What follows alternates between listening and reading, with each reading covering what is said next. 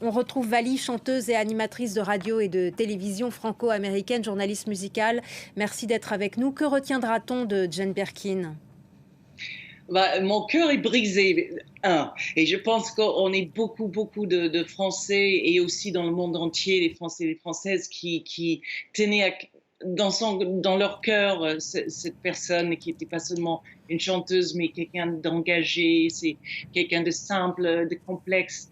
Et je pense qu'on retiendra ça, tout le fait qu'elle soit muse, le fait qu'elle était aussi une artiste à part entière. C'est une grande tristesse, je pense qu'on est beaucoup à ressentir. Sa relation avec Gainsbourg est loin de résumer la personnalité de Jane Birkin.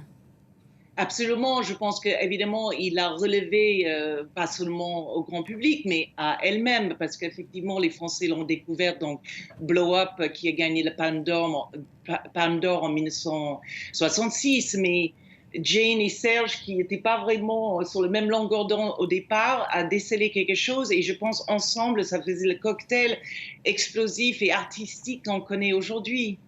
Et après sa carrière, après Serge Gainsbourg, on voit que sa carrière a continué et s'est développée.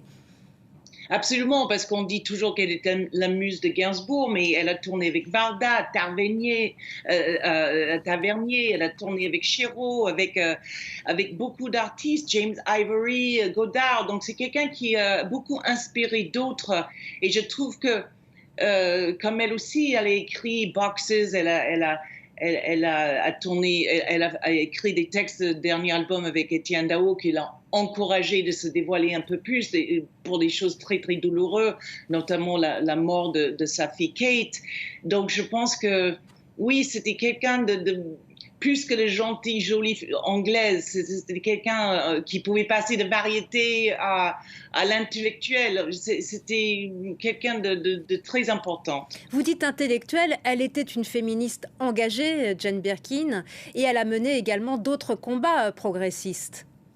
Absolument. Bon, en Birmanie, typiquement pour Aung San Suu Kyi, elle était vraiment la grande défenseuse de cette femme.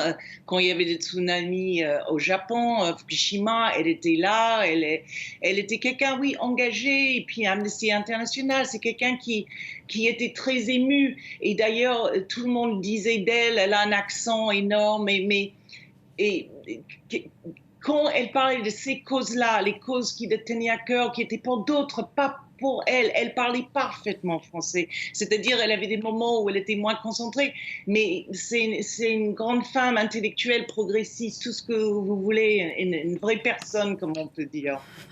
Et Étienne Dao, le chanteur et compositeur, a réagi. Inimaginable de vivre dans un monde sans lumière. Quel rôle il a joué auprès d'elle ces dernières années, Étienne Dao? Bon, déjà, il les connaissait tous. Charlotte, Lou, il a produit le premier album de Lou Doyon qui a eu un succès incroyable. Jane Birkin, Serge Gainsbourg, tout ce monde se mélangeait. Mais je pense que Étienne Dao a vraiment encouragé d'écrire sur cette tragédie qui lui est arrivée avec sa fille Kate.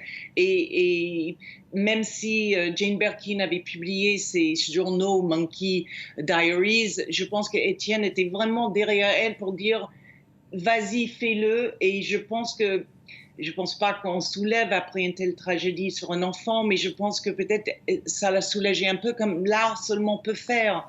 L'art est fait pour ça aussi. C'est pas seulement la beauté, c'est aussi pour exorciser des sentiments forts.